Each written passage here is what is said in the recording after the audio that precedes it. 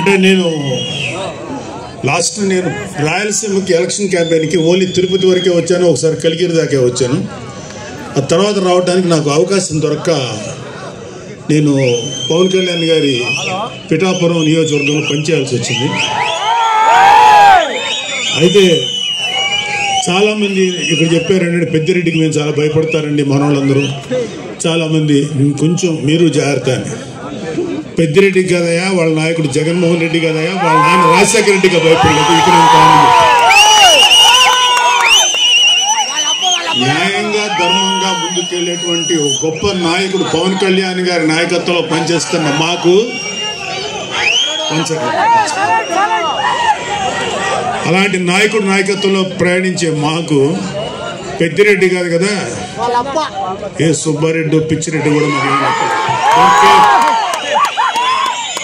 So ముందు పెద్దిరెడ్డి అక్రమాల గురించి ఇక్కడంతా స్టేజ్ మీద ఉన్న చాలా మంది ఉన్నారు మా జన సైనికులు, వీర మహిళలందరూ. అలాగే ఇక్కడున్న ఏ రాయి రప్ప చెట్టు పుట్టం కదిలించినా సరే ఈ పెద్దిరెడ్డి అక్రమాలు ఎన్ని దారుణాలు చేశారు ప్రతి ఒక్కళ్ళు చెప్తారు. లాస్ట్ టైం వచ్చినప్పుడు కూడా చెప్పారు, అయినా ఒకసారి మీకు గుర్తు అన్నీ ఉన్నాయి, అన్ని ఇష్టం. రాయలసీమ మొత్తం మీద దాదాపు 23 ఎకరాల భూమిని దోచుకున్నాడు ఈ పెద్దిరెడ్డి. ఆయన దోచుకున్న భూముల రికార్డులు లేకుండా తన అనుచరులతో మదనపల్లి తహసీల్దార్ కార్యాలయంలో ఫైల్స్ దగ్ధం చేయించాడు. తగలబడిన ఫైల్స్ చాలా వరకు 22A కింద ఉన్న ప్రభుత్వ భూములకు సంబంధించిన డాక్యుమెంట్లు ఉందని సిఐడి అధికారులే నిర్ధారించారు. పుంగనూరు పాడి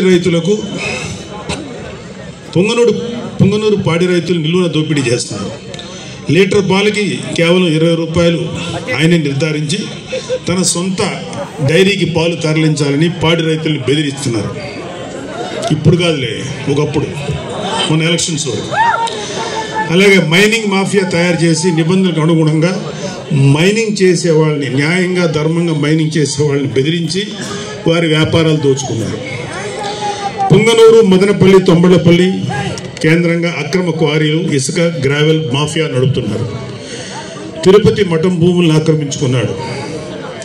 వడమాలపేటలో మండలంలో గుజరాతీ వ్యాపారిని అతని కుటుంబ సభ్యులు బెదిరించి ఆస్తులు రాయించుకున్నారు.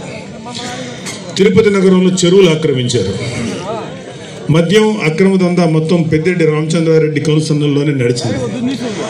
మద్యం క్వాలిటీ లేదన్న ఒక దళితుడిని నెక్స్ట్ డే చంపించారు. ఈ మద్యం ఏంటో ఇంత దరిద్రంగా మూత్రంలో ఉంది అన్నందుకు నెక్స్ట్ డే చంపేశారండి. నెక్స్ట్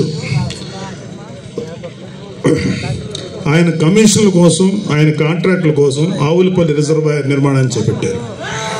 దీనివల్ల 100 కోట్లు నేషనల్ గ్రీన్ ట్రిబ్యునల్కి పెనాల్టీ చెల్లించారు.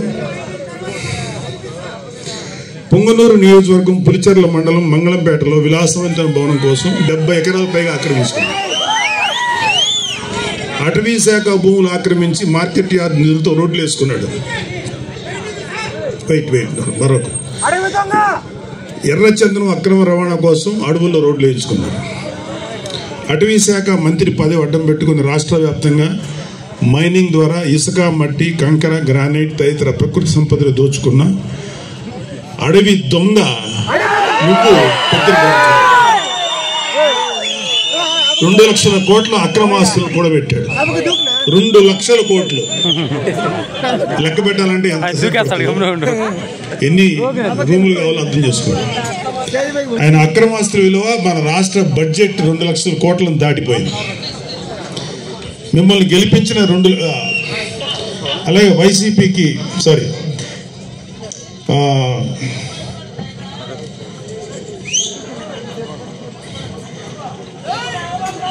అన్నిటికన్నా సిగ్గుపడాల్సిన విషయం ఏంటంటే ఈ పెద్దిరెడ్డి రామచంద్రారెడ్డి అనే వ్యక్తి దాదాపు 2 లక్షల పైగా ఓట్లు వేసి గెలిపిస్తే శాసనసభకు వచ్చి నీ ప్రజల తరఫున నీ గొంతు వినిపించడానికి ధైర్యం చాలా. నీకు ఎమ్మెల్యే పదవి ఎందుకు? అర్జెంటుగా రాజీనామా చేయాలని మేము అందరం డిమాండ్ చేస్తాం. నీకే కాదు, మీ వైసీపీలో 11 మంది ఎమ్మెల్యేలు ఇంక్లూడింగ్ మీ నాయకుడు జగన్ రెడ్డి కూడా గెలిచి ఎందుకు మీరు శాసనసభకు రాలేకపోతున్నారు? ఎందుకు మీ వాయిస్ వినిపించలేకపోతున్నారు?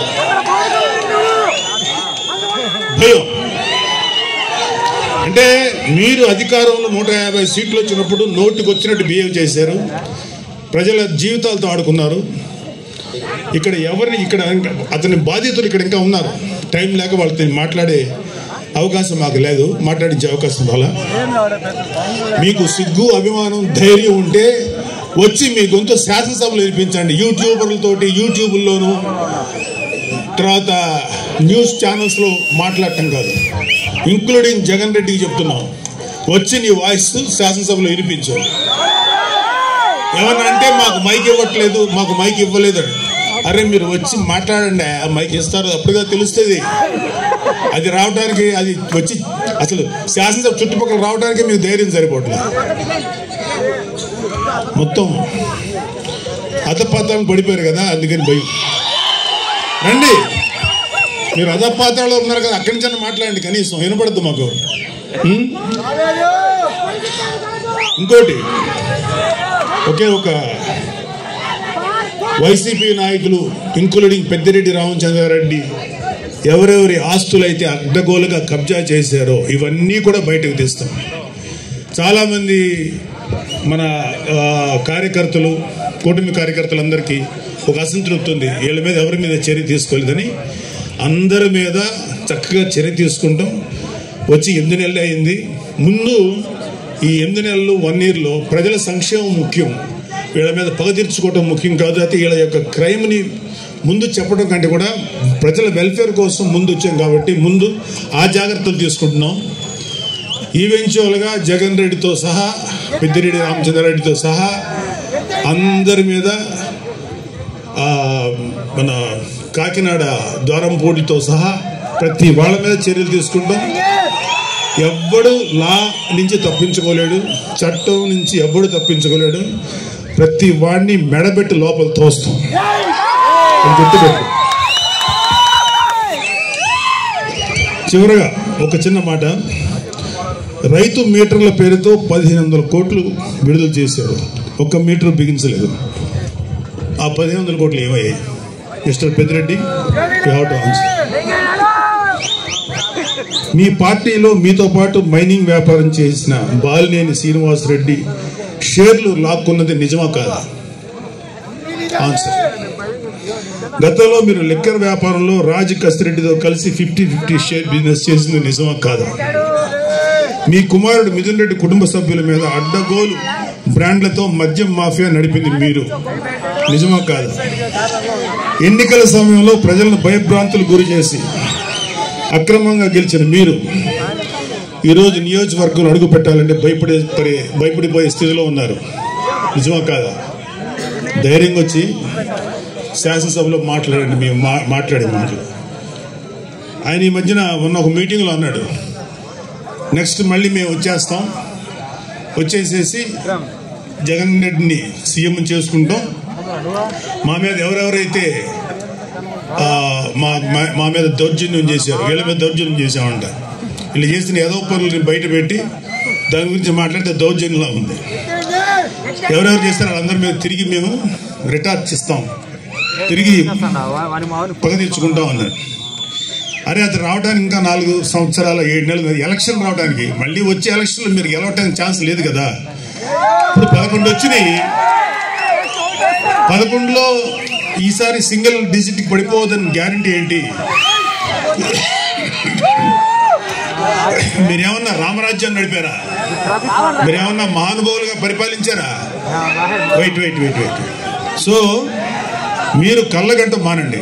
జగన్మోహన్ రెడ్డి చాలా సందర్భాల్లో మీతో మనం మాట్లాడిన మాటలు ఉన్నాయి.